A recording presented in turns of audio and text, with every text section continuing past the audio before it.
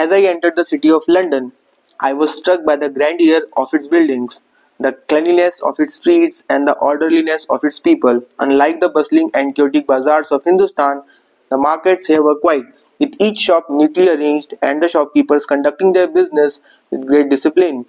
There were lights on the streets at night, making it as bright as the day, something I had never seen before in my homeland. The people of this land have peculiar customs. They do not eat with their hands, but instead use iron instruments, forks and knives, to place food into their mouths. Their meals are simple but nourishing, and they do not engage in excessive hospitality as we do in Hindustan. A guest is treated with respect, but he is expected to eat only what he is given without the insistence of the host to eat more.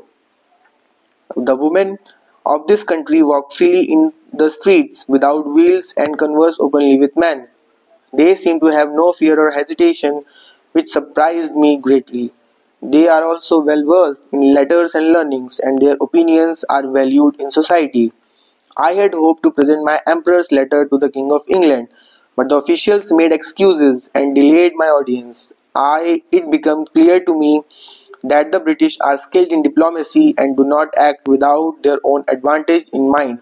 They are a people of knowledge and science, but also of great cunning.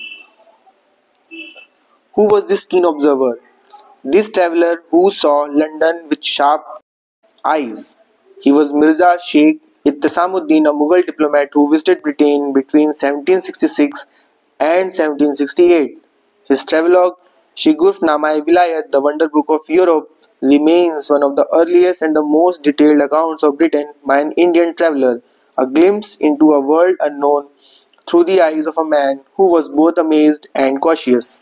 Thank you.